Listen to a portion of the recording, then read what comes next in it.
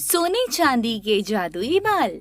Hello दोस्तों, आज जो मैं आपको कहानी सुनाने जा रही हूँ वो कहानी है सोने चांदी के जादुई बालों की। तो चलिए दोस्तों, देखते हैं आज की ये कहानी। एक गांव में सुमन नाम की एक लड़की रहती थी। सुमन भीख मांगकर अपना गुजारा करती थी। उसी गांव में सुजाता नाम की एक औरत अपनी बेटी साक्षी के साथ रहती थी। दोनों माँ बेटी बहुत ही दुष्ट और कामचोर थीं। बेटा साक्षी, मुझे बहुत भूख लगी है, कुछ खाने के लिए बना ले। ओहो, कैसी बातें कर रही हो माँ? मैं इतनी छोटी सी बच्ची हूँ, खाना और मैं बनाऊँ? चलो उठो और खाना खुद बनाओ। अरे बेटा, मैं अपनी सहेली से व्हाट्सएप पर थोड़ी बात कर रही हूँ, बस आज खाना बना ले, आगे से मैं खुद ही बना लूंगी। अरे यार, मुझे परेशान मत करो प्लीज। आपको भूख लगी है तो आप खुद बनाओ, नहीं लगी तो चुपचाप बैठी रहो। बड़ी बेकार लड़की है तू, एक काम को भी हाथ नहीं लगाती। इसी तरह आए दिन दोनों माँ बेटी काम को लेकर लड़ाई करती रहती थी। माँ, हम ऐसे काम पर कब तक झगड़ते रहेंगे? आप एक काम करो, नौकरानी रख लो।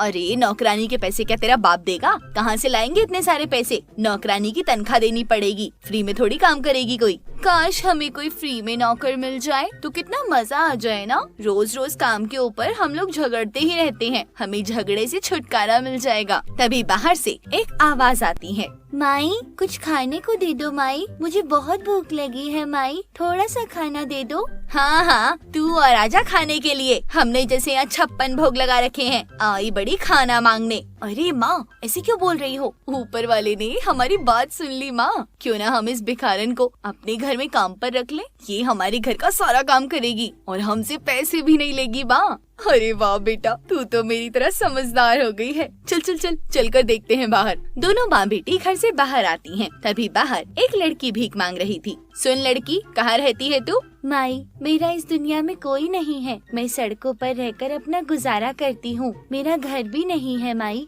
सुन, हम बहुत ही दयालु और नेक दिल के हैं, तुझे देखकर हमें तुझ पर तरस आ गया, इसीलिए हम तेरी मदद करना चाहते हैं। आपका बहुत बहुत शुक्रिया। अब सुन, तुझे रहने के लिए हम घर देंगे, 2 वक्त का खाना भी देंगे और पहनने के लिए कपड़े भी देंगे, लेकिन उसके बदले तुझे हमारे घर का सारा काम करना होगा। सुमन ये बात सुनकर बहुत खुश हो जाती है। जरूर, मैं जरूर करूँगी, आपका बहुत बहुत धन्यवाद। आप मुझे बस रहने के लिए छत दे दीजिए, 2 वक्त का खाना दे दीजिए, मुझे और कुछ भी नहीं चाहिए। उसके बदले आप जो कहेंगी मैं वो सब कुछ करने के लिए तैयार हूँ। चलो फिर देर किस बात की, आओ अंदर और लग जाओ अपने काम पर। दोनों माँ बेटी सुमन को अंदर ले जाती हैं। सुन लड़की, हमने अभी तक कुछ भी नहीं खाया है, सबसे पहले रसोई में जाओ और जाकर खाना बना। सुमन किचन में जाती है और खाना बनाने लगती है। शुरू में दोनों माँ बेटी सुमन के साथ बहुत अच्छा व्यवहार करती थी, लेकिन धीरे धीरे उसको मारना शुरू कर देती हैं और उसे 2 वक्त का खाना भी ठीक से नहीं देती। सुमन एक बहुत ही खूबसूरत लड़की थी, वहीं साक्षी उतनी खूबसूरत नहीं थी।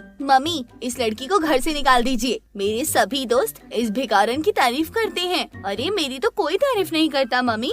अरे अगर इसे घर से निकाल दिया तो घर का काम कौन करेगा? फिर से हमारे बीच लड़ाई झगड़े शुरू हो जाएंगे। मेरे तो बस की बिल्कुल नहीं है घर का काम करना। मम्मी, ये इतनी सुंदर है और इसके सामने मैं बिल्कुल सुंदर नहीं लगती। अब आप ही बताओ, मुझे गुस्सा आएगा कि नहीं? अरे इसमें कौन सी बड़ी बात है? अरे अच्छे से पार्लर में जा और अपना मेकअप करवा, तू भी सुंदर हो जाएगी। इस गरीब के पास तो पैसे नहीं है, ये तो पार्लर भी नहीं जा सकती। फिर देखना, तू कुछ दिनों बाद इससे भी ज्यादा सुंदर हो जाएगी। ये सुनकर साक्षी बहुत खुश हो जाती है। साक्षी अच्छे ब्यूटी पार्लर्स में जाकर अपना मेकअप करवाती है। कुछ दिनों बाद उसके गांव के मुखिया के बेटे का रिश्ता आता है। अरे बेटा सुन, तू जल्दी से तैयार हो जा, हमारे घर पे गांव के मुखिया का बेटा आने वाला है। अरे वो बहुत पैसे वाला है बेटी, तू उसके घर में राज करेगी, राज। जा बेटा जा, जल्दी से तैयार हो जा और इस लड़की को बोल दे कि अच्छा खाना बनाकर तैयार रखेगी। थोड़ी देर बाद लड़के वाले आ जाते हैं। बहन जी, हमें आपकी लड़की पसंद है, हम आगे की बात करते हैं। ये सुनकर साक्षी और उसकी माँ बहुत खुश हो जाती हैं।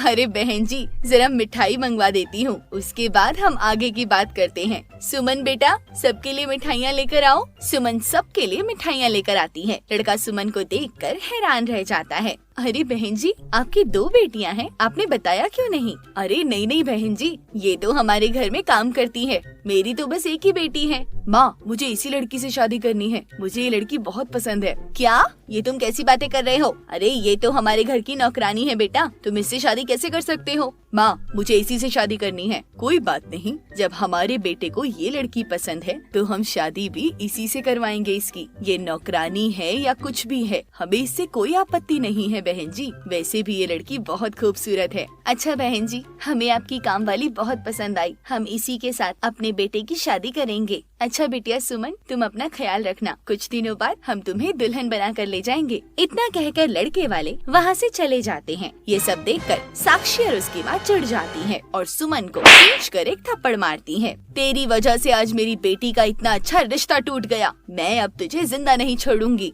माँ मैंने तो आपसे पहले ही कहा था कि इस लड़की को घर से निकाल दो, लेकिन आपने मेरी कभी नहीं सुनी। देख लिया ना आज, अभी भी मौका है, इसे अभी के अभी निकालो यहाँ से। अभी तक यहाँ क्यों खड़ी है, अंदर जाकर काम कर। सुमन वहाँ से चली जाती है। बेटा तू बिल्कुल सही बोल रही है, अब मुखिया जी ने अपने घर की बहू मान लिया है इसे। अगर हम इसे घर से निकाल देंगे तो मुखिया हमें गांव से निकाल देगा। ओहो, तो अब क्या करें माँ, क्या हम इस नौकरानी की शादी में जाएंगे अब? अरे तू चिंता मत कर, मेरे पास एक अच्छा सा उपाय है। लड़के वाले खुद से शादी तोड़ देंगे और तेरे साथ उसकी शादी हो जाएगी। अगले दिन उसकी माँ सुमन के लिए एक क्रीम लेकर आती है। अरे सुमन, भले ही तू हमारे घर में नौकरानी है, लेकिन अब तू मुखिया के परिवार की बहू बनने वाली है, इसलिए अच्छे अच्छे शैम्पू और अच्छी अच्छी क्रीम यूज किया कर, तेरे बाल और भी अच्छे और घने हो जाएंगे। ये ले, मैं तेरे लिए एक शैम्पू लेकर आई हूँ। माँ की ये बात सुनकर सुमन बहुत खुश हो जाती है और जल्दी से शैम्पू को अपने बालों में लगा लेती है। शैम्पू को लगाते ही सुमन पूरी तरह से गंजी हो जाती है और जोर जोर से रोने लगती है। तभी दोनों माँ बेटी हंसती हुई सुमन के पास आती हैं।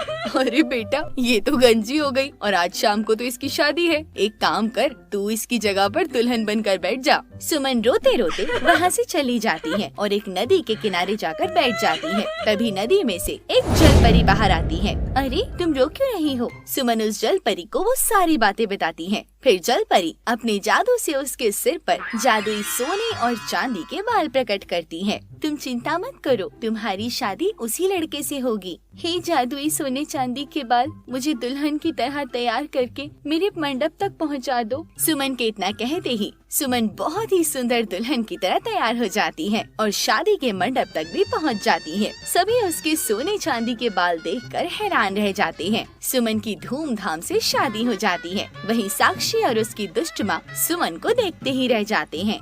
तो दोस्तों, इस कहानी से आपको क्या सीख मिली, हमें कमेंट सेक्शन में लिखकर जरूर बताएं। तो दोस्तों, आपको हमारी ये कहानी कैसी लगी? अगर हमारी वीडियो पसंद आई है तो इसे लाइक जरूर करें और हाँ, हमारे चैनल को सब्सक्राइब करने के साथ साथ बेल आइकन को दबाना बिल्कुल ना भूलें। मिलते हैं अगली वीडियो में। धन्यवाद।